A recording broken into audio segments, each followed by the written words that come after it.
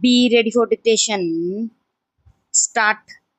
It was a great act of service to this country that Jawaharlal ji introduced planning in this country, but the planning that was introduced did not achieve what it had to achieve. Planning is good, but when it goes astray, it does more harm than good. I cannot say we have made no progress. We have made progress. We were not manufacturing even as pin in this country. When we become free, even the spindle to the spinning wheel had to be imported. That position has changed, and we are producing not only steel, aluminium, or all the materials of the railway or sugar machinery or electric machinery. We can even produce a steel mill now. But with all this advance in heavy industries, the dissatisfaction today is much greater than we became free, while prosperity in some sections has increased substantially or even perceptible when it is compared to the progress made by the affluent people.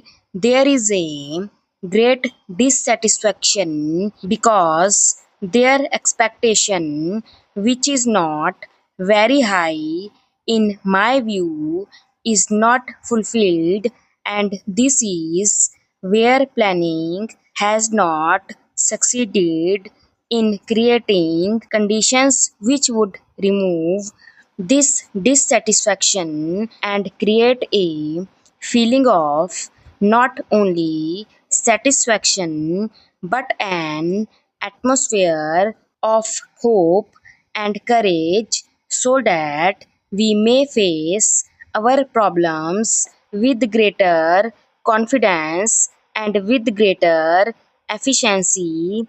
Heavy industries are necessary to some extent, especially in items like the railway materials or electric machinery or other machinery or steel or aluminium or metals or machines required for these purposes.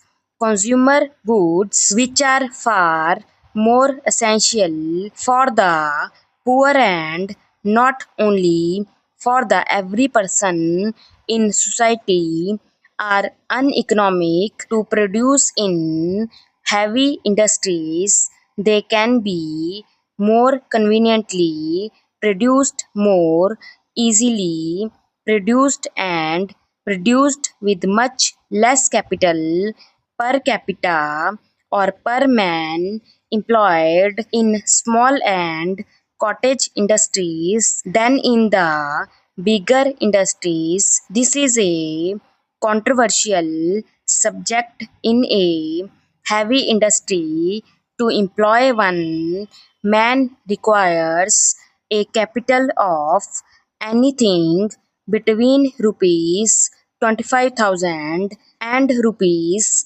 1,50,000, whereas for cottage industries, the investment per person employed would not exceed rupees 500. It may be less than that in many cases, and the employment problem in this country is a most serious problem, because without removing unemployment we can never bring in happiness for our people. Therefore, we must fight it on a war footing.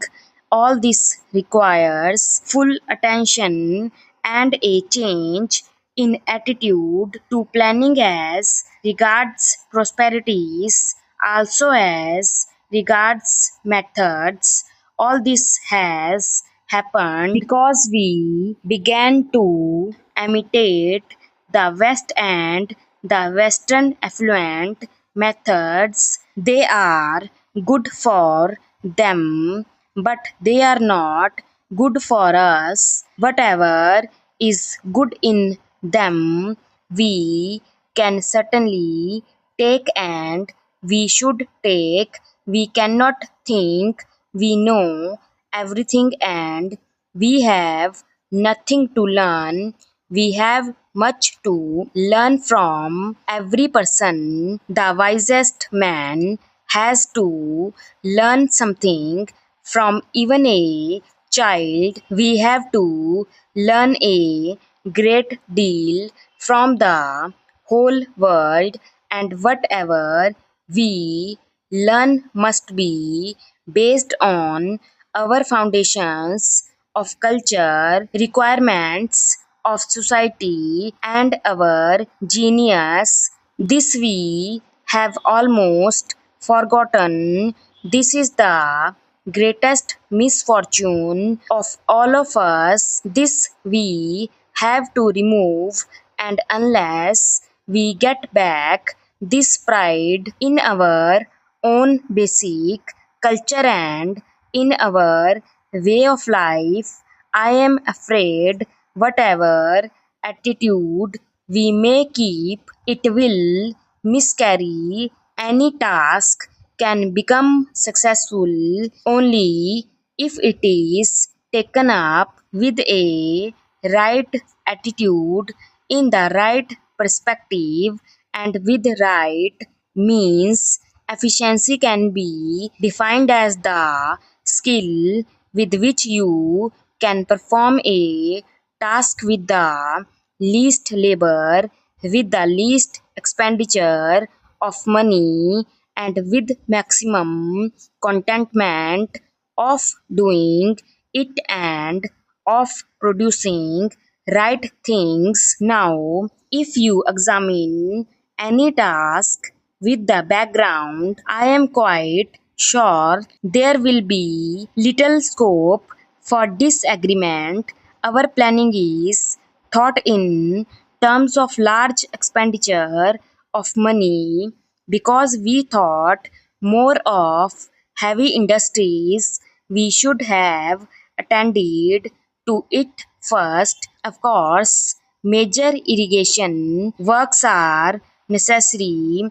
As a matter of fact, I myself have something in view which perhaps requires an expenditure of about rupees 15,000 crores for making canals in the north and in the south, which will be horizontal, connecting them with vertical channels with all rivers, so that we have a waterway system which will even be cheaper than the railway system, and no dearth of water for any irrigation throughout the country. As a matter of fact, there was scheme with the East India Company and the British government earlier, before the railways